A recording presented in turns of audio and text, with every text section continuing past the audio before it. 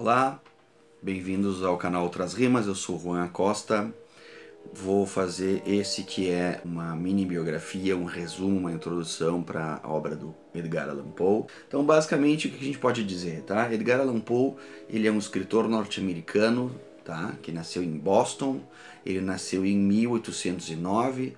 Os pais dele eram atores de teatro, tá? E depois de um tempo, o pai dele, que é o David Poe, abandona a mãe dele, que é a Elizabeth Poe. Alguns anos depois, quando o Edgar tinha 3 anos, a mãe dele falece de tuberculose. Tá? E isso era na época que eles estavam não em Boston, porque como eles eram do teatro, eles circulavam pelos Estados Unidos, entre Boston, Nova York, Filadélfia, Baltimore e Richmond, tá? Que é o centro ao norte do país. Era esse o circuito que eles faziam, tá? Então ela morre quando o Edgar tem 3 anos, é adotado por uma pessoa que era mais ou menos conhecida, há certa relação da Elizabeth Poe com a Frances Allan, que convence o seu marido a adotar, né? E aí ele se torna Edgar Poe, vira Edgar Allan Poe. Ele, inclusive, nunca teve muito orgulho de assinar Allan, sempre foi Edgar A. Poe.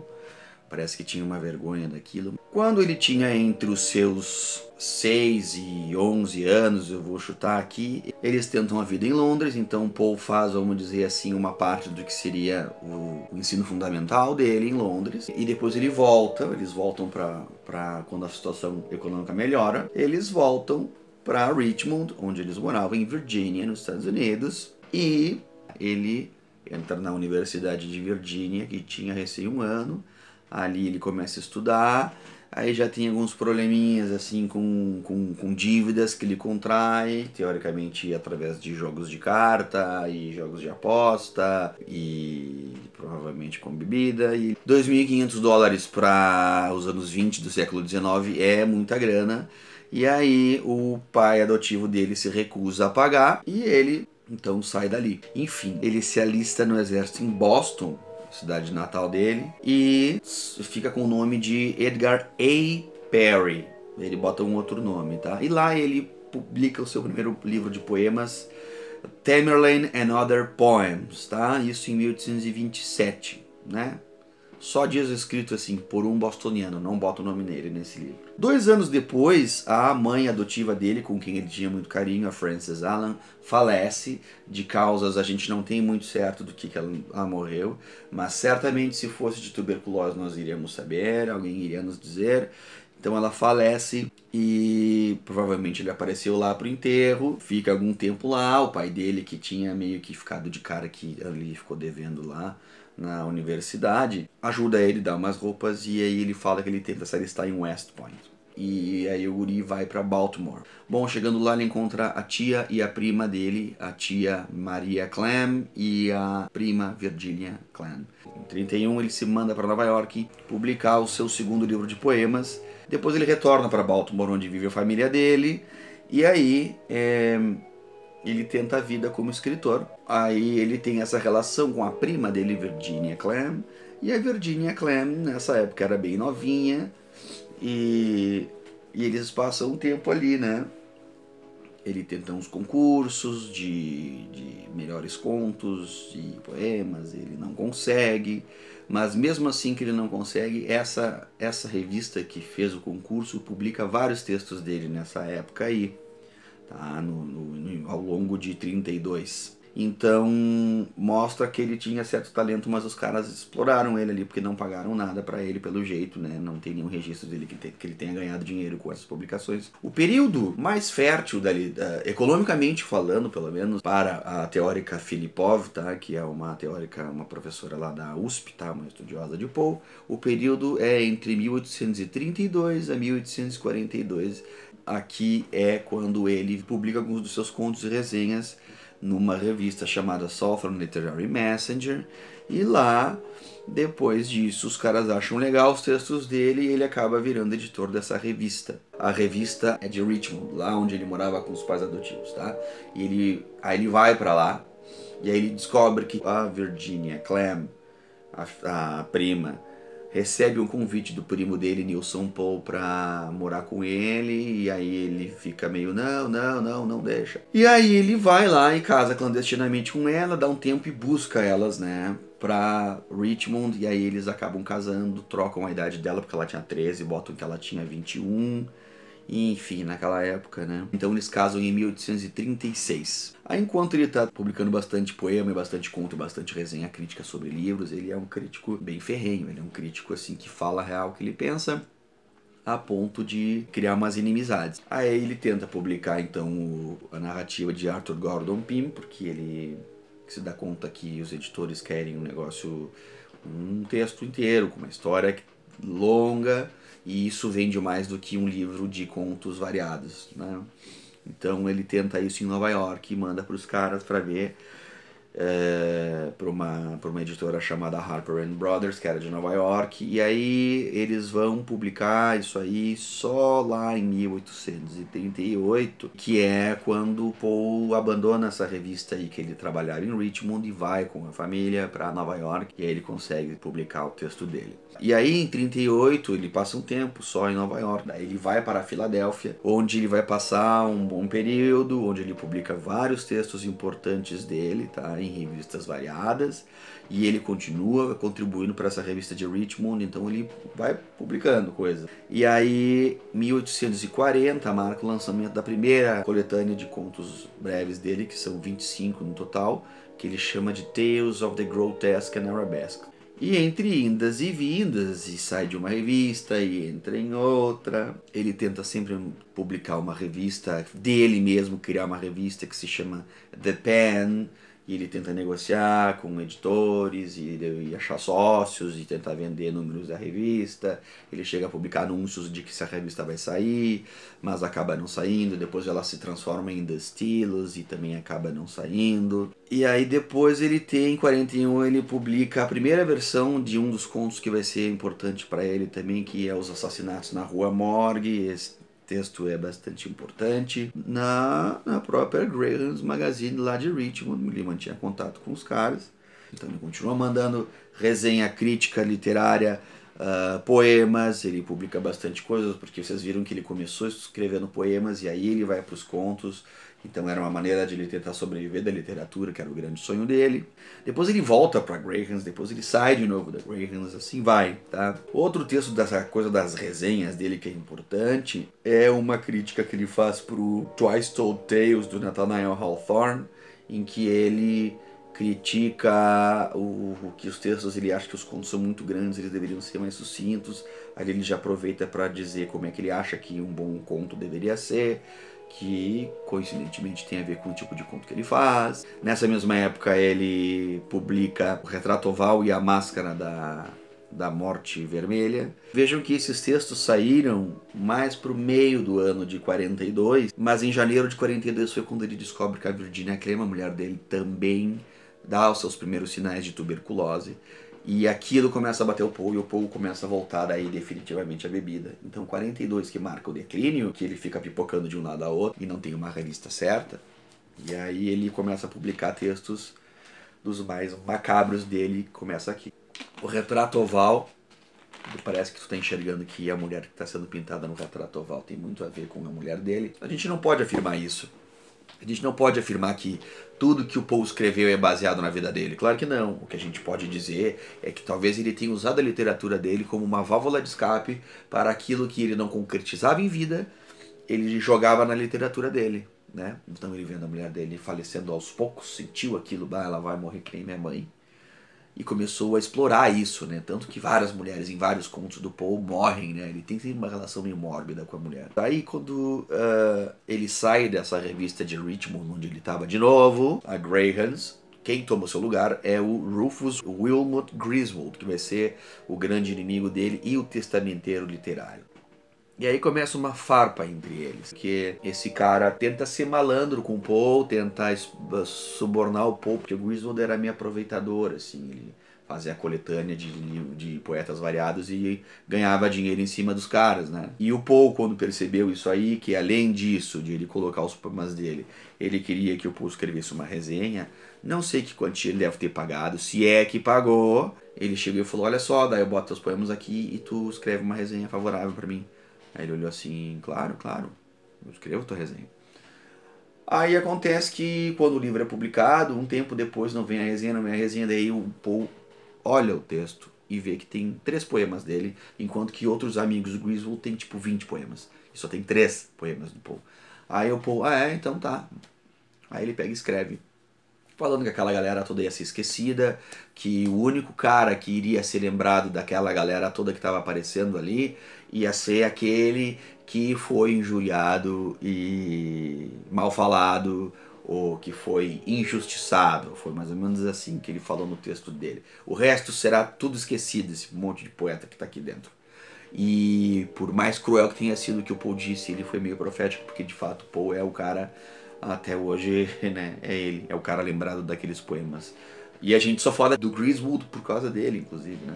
Pelo menos uma coisa a gente tem que dizer, por mais ácido e cruel que fosse o Poe, ele sempre foi muito honesto com aquilo que ele pensava. E se ele achava que o teu livro e a tua poesia era uma porcaria, ele ia falar. Então, ser bem falado pelo Poe era vantajoso, né? Ele não era um cara super famoso, mas era um cara com uma reputê, né? Um cara com uma reputação, pelo menos o mínimo de uma reputação de um crítico minucioso que não vai deixar passar qualquer bobagem. E 42 ainda marca, nesse meio tempo, marca alguns contos também que são importantes, como o Poço e o Pêndulo e o Mistério de Marie Roget, que assim como a Carta Roubada, que é o primeiro, né, são os contos detetivescos, que é uma coisa que ele, de certa forma, funda com esse detetive, que é o Auguste Dupin, e essas histórias aí são 3, né? O Mistério de Marie Roget, Os Assassinatos na Rua Morgue e a Carta Roubada. São esses 3 textos aí que são o mesmo detetive, né? Então aqui nós temos a linhagem de terror dos contos do Poe e temos a linhagem dos contos que os franceses chamam de raciocinant, que são os contos de raciocínio, em que aqui no caso dos de detetive tem um raciocínio lógico que leva a desvendar os mistérios. E isso aqui vai dar pano pra manga pra um monte de gente que vai seguir o caminho, sobretudo o Arthur Conan Doyle do Sherlock Holmes. Bom, e ele continua, tem umas risgas, continua ainda com as risgas com o Griswold, mas ele não deixa de mandar os textos pra ele, certo? Eles continuam se falando mesmo, meio assim, bicando entre os dois. Depois tem aqui, começam alguns textos importantes, como o Coração Denunciador, ou o Coração Delator. É um baita texto do Poe, que é o que eu chamaria de contos perversos, tá? Esse texto aqui é fundamental para entender muita coisa desses contos de terror do Poe, que daí tu começa a desconfiar quem é esse narrador, hein? Esse narrador, dá para confiar nesse cara? Dá para confiar no que esse cara tá falando? É realmente uma história sobrenatural ou é a mente doente de um narrador que tá contando? Aí ele tenta publicar uma outra revista dele que se chama de Estilos, aí ele vai sendo enrolado e acaba desistindo. E ele entra num concurso com o texto The Gold Bug, o Escaravelho de Ouro, que tem uma edição bem boa dele, Escaravelho de Ouro, tá, da LPM. Valia $100 para quem tirasse o primeiro lugar para uma revista chamada Dollar Newspaper, e ele ganha. Só que ele já tinha vendido esse texto para aquela revista de Richmond que ele colaborava, e aí ele ganhou $52 na época, e ele falou, bom, eu vou pagar para vocês através de resenhas. Daí ele fica ao longo do ano escrevendo resenhas para essa revista para pagar esse dinheiro, e aí ele ficou com 52 pila, que provavelmente já devia ter torrado, mais o 100, né? Então ainda é uma coisa assim, ele tira uma grana, mas ele não entra nas revistas, quer fazer a revista dele, ele quer ter uma independência, ele não quer ficar trabalhando para as revistas, entendem? Então ele tem essa coisa meio assim de querer ser independente, não ficar à mercê do que os editores dessas revistas acham que ele tem que escrever ou não, né? E isso de certa forma deve influenciar, vai saber, né?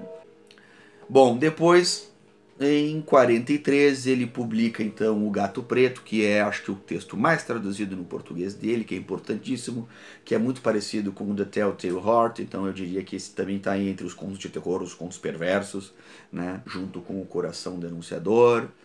Aí ele publica outras coisas que são os contos que eles chamam grotesco, que é coisas mais de humor. Bom, e aí ele parte para Nova York de novo, né, com a Virginia mal, já bem debilitada da doença, eles vão para Nova York e lá ele publica alguns textos, né? Eu acho que a Caixa Oblonga aqui é um importante, Tu És o Homem também é um importante que aparece em traduções por aí, Revelação Magnética ou Revelação Mesmérica também é um conto importante sobre a coisa do mesmerismo, da hipnose. É um conto que o Charles Baudelaire vai traduzir depois lá na França, que ajuda também a divulgar a obra do Poe na Europa. Em 1845 ele publica o seu poema mais famoso, que é o The Raven, no jornal Evening Mirror. Ele continua entrando em contato com Griswold. O Poe, tu vê que ele ainda mantém contato com esse cara, porque ele mandou A Queda da Casa de Usher e ele acaba publicando nessa nova coletânea dele agora em prosa, dos escritores de prosa da América, bababá, bababá. E aí ele trabalha de novo numa segunda edição do Corvo, que é o poema mais famoso dele. Primeiro publica em janeiro na revista Evening Post e depois tem uma segunda edição porque saiu mal impresso o negócio. Aí eles arrumaram e saiu de novo na revista, na mesma revista Evening Mirror.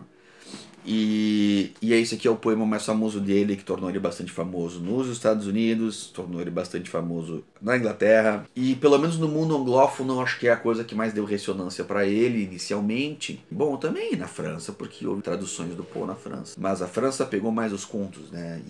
Então aqui até esse momento ele era conhecido como o cara que mais ou menos ali que ganhou os Caravelho de Ouro, que ganhou aquele prêmio. Não, também não era assim, uau, né? Mas o poema, sim, todo mundo sabia. Todo mundo sabia alguns versos do Poe, né? Desse poema, The Raven, né? O Corvo. Também marca algumas coisas porque ele continua se alfinetando com outros autores da época, como, por exemplo, o Longfellow, que era o poeta mais famoso da época. E aí ele fica cutucando, achando que os poemas eram meio medíocres e tal. O Longfellow nem responde ele, né? O Longfellow, tipo, eu não vou entrar nessa briga, quer saber? Eu vou ficar na minha, né? Não vou ficar aqui em bafafá de má falação. E eu sou Longfellow, não preciso ficar me defendendo. Ele acha, ele tem o direito de achar o que ele achar. E se ele quiser falar que não são legais os meus poemas, que ele não gostou, beleza. E aí, em 19 de julho de 1845, esse é uma publicação importante dele, que é o Tales, tá? Que são 12 contos. Ele não escolheu os contos, quem escolheu foi o cara que virou agente literário dele por um tempo, que foi o Dewey, mas ele deixou o Poe revisar. E aí o Poe revisou alguns dos textos, então o livro Tales, de 45, ele é importante por quê? Porque ele é meio que a base daquilo que os franceses vão traduzir lá na França, lá em Paris, e antes ainda, inclusive, que o Poe morresse, que aí começa o bafafá do Poe virar conhecido na França. E aí, em 46, ele vai para um chalé em Fordham, tá? Que é como uns 20 quilômetros do centro de Nova York. Até hoje esse chalé em Fordham existe, é tipo um museu para o Poe. Vocês conseguem até acessar dentro da casa pelo Google Maps. Se vocês olharem ali a parte de fotos de satélite, então o carro do Google, sei lá, alguém foi lá e tirou fotinhos. É um parque, né, que se chama Poe's Park, tá lá. Bom, e aí que 46 começa assim, ele vai publicando coisas, publica uma coisa importante que é o Philosophy of Composition, que é o que explica como ele escreveu The Raven, como ele escreveu o Corvo. E ainda escreve, deu uma inspiração naquele lugar frio lá, aquele chalé frio pra caramba, deu uma inspiração para um conto dele que é o Landor's Cottage, né? Mas enfim, a doença da Virginia se aumenta, eles passam por um momento de muita pobreza aqui, muita pobreza, estão muito afastados. A mãe da Virginia, a Maria Clem, fica pedindo comida para ajudar, para eles poderem ter o que comer. Pede para os vizinhos, que não deviam ser muitos, porque ainda naquela parte era muito isolada ainda. Nova York era muito pequena ainda, tinha uns 300 mil habitantes, que é uma cidadezinha não tão grande, né, em comparação com 8 milhões de habitantes de hoje. Aí nesse ano mesmo, também em novembro de 46, ele publica O Barril de Amontillado, também, que é um conto que eu acho que tem a ver com esses contos perversos, que também é um conto importante. E aí a família, bom, passa por um momento muito desgracento. Estamos nos aproximando no fim do ano, assim como o inverno vem se aproximando. E aí a Virginia não consegue resistir a esse inverno extremo. O Poe eventualmente devia sair de casa, porque ele devia fazer leituras por aí, era comum fazer leituras nessa época. Então ela acaba falecendo no dia 30 de janeiro de 47. E ela morava num lugar que ela passava muito frio também, só tinha o gatinho deles, que eu não lembro o nome da gata agora. E o casaco do Paul era a única coisa que ela tinha pra se esquentar. Imagina a mulher com tuberculose, né? Consumption, eles chamavam na época. Enfim, daí em 47 ela morre, e aí o Paul já tava meio doente, porque eles passaram um inverno muito desgracento, não digo, tá mal alimentados. O Paul tá muito fraco, mas mesmo assim ainda ele consegue publicar algumas coisas, porque ele dá uma retomada na saúde, aí começa a melhorar ao longo do ano, ele publica vários poemas importantes, o La Lune, The Bells. Então é um momento de desespero, porque o Paul tenta daí meio que querer casar com algumas outras mulheres e manda convites para casório e tal, mas não dá certo com nenhuma. E aí, enfim, não sei se tem mais alguma publicação aqui, mas aqui estamos acabando já, tá? A Annabel Lee também vem dessa fase, tá? Bom, e aí o ano de 49 é marcado pela morte dele. Tem os últimos registros dele é o seguinte: ele tem uma viagem que ele iria para Filadélfia, depois ele iria, vamos fazer a ordem, Nova York, ele vai para Filadélfia, depois ele vai para Richmond e depois ele vai para Boston, né? Então ele faz assim, né? Para fazer leituras e tirar uma grana, né? Quando ele melhorou de saúde e tal. E aí, nesse meio tempo, quando ele vai, ele, provavelmente não aconteceu isso, foi para Filadélfia, Richmond, né? E aí na volta para Boston, que Boston é para cima dos Estados Unidos, ele faz uma parada no meio do caminho em Baltimore, tá? No dia 29 de setembro.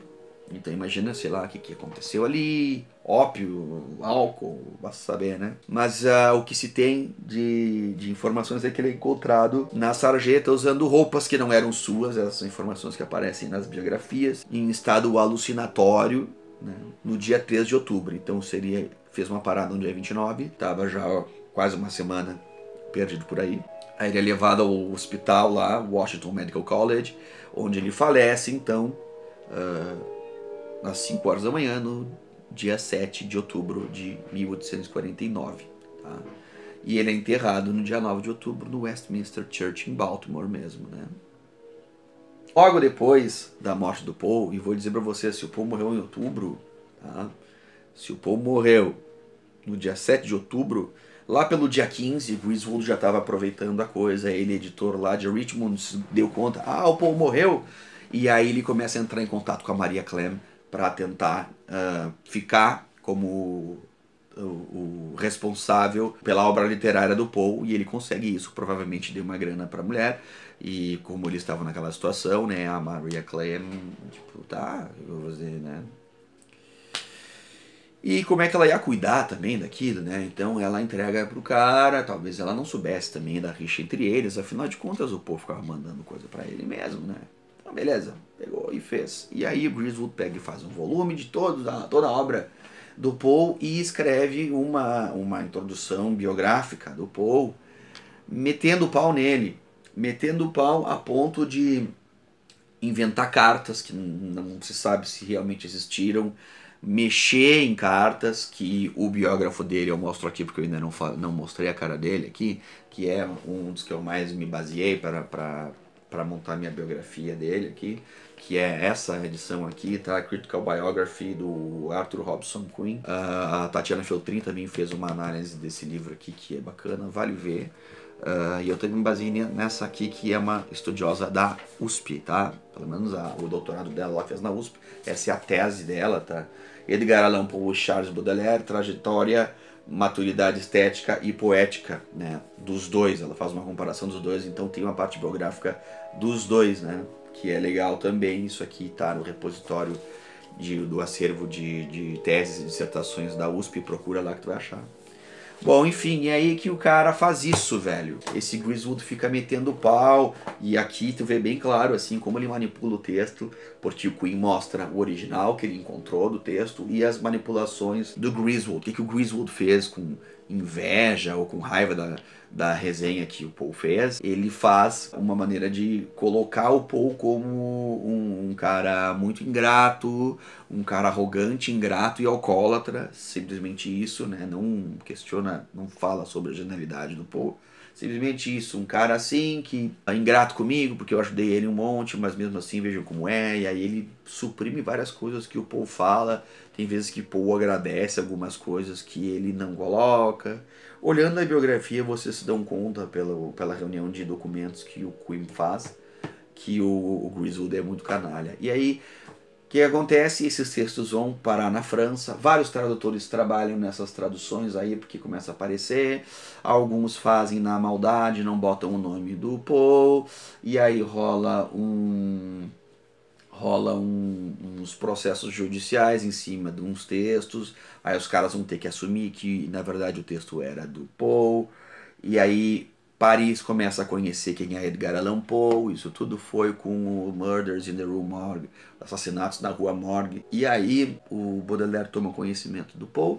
Já havia algumas resenhas críticas do Poe feitas por um desses plagiadores aí. Eu acho que ele quis se redimir e escreveu uma crítica, tá? E aí o Baudelaire leu a crítica e leu uma versão que era de uma outra tradutora, porque vários traduziram, que é a Isabelle Monnier. Então ela é a tradutora em que o Baudelaire leu. Então dizer que o Baudelaire é o primeiro a traduzir o Poe, o primeiro a falar uma resenha crítica do Poe é mentira isso aí, tá? O Baudelaire ele descobriu, entre vários outros, aquele texto e, tipo, ele como gostava de Théophile Gautier, que é um bom contista francês, como ele era um cara que curtia também o E.T.A. Hoffmann, obviamente, né? Viu naquele cara uma genialidade que os outros não tinham, que meio que vinham da linhagem do Hoffmann. E o Poe trazia algo um pouco diferente, a coisa de ser mais sucinto, e tinha muitas coisas que o Baudelaire se identificou com aquilo ali. E aí o Baudelaire pega para si a missão de traduzir e escrever resenhas críticas sobre o Edgar Allan Poe. E aí, enfim, o Baudelaire, com toda essa resenha crítica defendendo, se dá conta que Griswold estava sendo muito na má fé, agenda de má fé com o Poe. É um dos primeiros, se não o primeiro, aí sim dá para dizer, né, que começa a cutucar o Griswold, que tipo, Griswold, não me enrola, tu não conseguiu entender a genialidade do Poe e tu tá achando de má fé, porque tu não consegue perceber, porque tu, como mais outros desse país mercantilista e atrasado, que não tem noção e não consegue apreciar a genialidade de Edgar Allan Poe, tu é só mais um deles que não entendeu o gênio, tarará. E aí ele é o primeiro a enaltecer essa genialidade de uma maneira que só o Baudelaire conseguiria fazer na real, né? Então ele não é o primeiro a fazer uma crítica, mas as melhores críticas são dele. Enfim, e aí ele começa a traduzir os textos e Poe se torna conhecido na Europa. E aí o Baudelaire traduz 3 volumes, inclusive ele fica tentando publicar As Flores do Mal, que é o seu livro de poemas mais famoso, mas não consegue, os caras ficam assim... Ah, muito legal teu livro de poema, mas eu estou mais interessado na tua tradução daquele americano, que é essas duas aqui, que ele consegue um contrato e traduz. Esse aqui, que é o Les Histoires Extraordinaires em 1856, e esse aqui em 1857. Ele traduz o Arthur Gordon Pym também, que é a única novela do Poe, e depois nos anos 60 traduz esse aqui, Histoire Grotesque e Sérieuse, em 67. Então é isso aqui que eu tenho para dizer. E aí aqui o mundo inteiro ficou sabendo quem era Edgar Allan Poe, muito pelas traduções do Baudelaire, o esmero de mostrar o cara que ele tipo, se identificou muito. E deu no que deu, os Estados Unidos foi se dar conta de quem era Poe anos depois. E aí a má intenção e a má fé do Griswold foi cair por terra abaixo. É isso aí. Tem vários outros documentários pela internet, vários outros que falam sobre o Poe, inclusive um vídeo muito bom, não só da Tatiana Feltrin sobre esse livro aqui, tem a própria Filipov, tá? Renata Filipov, se tu procurar Histórias Extraordinárias, Edgar Allan Poe, alguma coisa assim, vai cair naqueles programas de literatura lá da Universidade de São Paulo, tá? E entre zilhões de documentários, tem documentários legendados em documentários da BBC, também falando sobre vários temas. Procurem, tem um vasto material aí. Não esqueçam de se inscrever aqui, não esqueçam de botar o sininho para quando tiver mais coisa. E a gente se vê por aí falando de mais coisas. Eu prometo que em algum momento que eu parar de ter que pesquisar sobre Edgar Allan Poe e terminar meu ciclo Edgar Allan Poe, eu vou colocar textos novos aqui, porque só tem um conto do Edgar Allan Poe no canal, e colocarei e voltarei com mais poemas de outros autores, tá? E continuar trabalhando com tradução, falar sobre tradução no canal também. É isso, tá? Nos vemos então num próximo vídeo. Um abraço.